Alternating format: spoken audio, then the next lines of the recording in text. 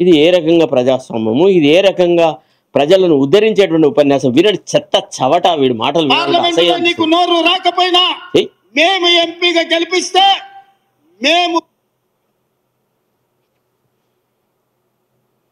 Lift irrigation నిర్మించుకుంటుంటే ఒక్క రోజైనా నువ్వు అడ్డుకున్నావా? వీరతిలకం దిద్ది జగన్మోహన్ రెడ్డికి పంచపక్ష ప్రమాణాలు పెట్టింది నువ్వు కాదా?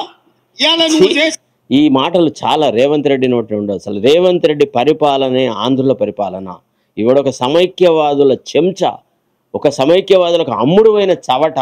ఒక్కనాడు కూడా నిజంగా ఇవాళ ఆంధ్రాకి ఎన్ని నిధులు ఇచ్చినారు కేంద్ర ప్రభుత్వంలో?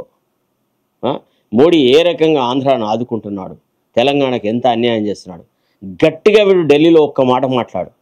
ఢిల్లీకి ఎన్నికలలో పోయి అందరి గ్యారంటీలకు నేను ఇస్తా, నేను గ్యారంటీగా నిలబడతా, మీకు 3500 అది ఇది అని చెప్తే ఒక్క సీట్ రాలేదు. ఈ ఐరేళ్ళకి శాస్త్రి అక్కడ పోతే నేను ముందే చెప్పినా మహారాష్ట్రలో గిటనే నాశనం అవుతుంది అని చెప్పిన, అట్టనే నాశనం అయింది. హర్యానాలో ఇటనే నాశనం అవుతుంది, నాశనం అయింది. ఢిల్లీలో అయితే ఒక్క సీట్ రాదని చెప్పినానా, గంతే అయింది.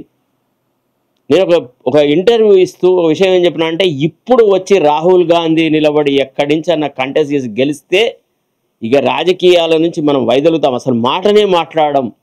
రాహుల్ గాంధీని తీసుకువచ్చి నిలబెట్టి గెలిపించరా చవట అని ఒక ఛాలెంజ్ విసిరినాం. నిజంగా దమ్ముంటే చలో చెయ్యి చూద్దాం. నువ్వు చెప్పుకున్నటువంటి వాడు ఒక సోనియమ్మ వస్తే గెలిచే అవకాశాలు ఉంటాయి. మిగతా ఇద్దరు ఎవడు వచ్చినా, నీ రాహుల్ గాంధీ వచ్చినా గెలవడు, నీ ప్రియాంక గాంధీ వచ్చినా గెలవడు. అందుకే వాళ్ళు వయనాడు గీనాడు అటు ఇటు పోయినారు. దేశంలో మూల సదూర ప్రాంతాల్లో ఉన్న నియోజకవర్గాలను ఏరుకుంటున్నారు. అది కూడా ఏ మతం వాళ్ళు తమకు ఎక్కువ మద్దతు ఇస్తారో చూసుకొని అట్టా వస్తూ ఉన్నారు. సనాతన ధర్మాన్ని, భారతీయతను, హిందుత్వాన్ని వ్యతిరేకిస్తూ హిందూ వ్యతిరేక కార్యకలాపాలు జరుపుతూ కాంగ్రెస్ ఎంత కుళ్ళిపోయింది ఈనాడు.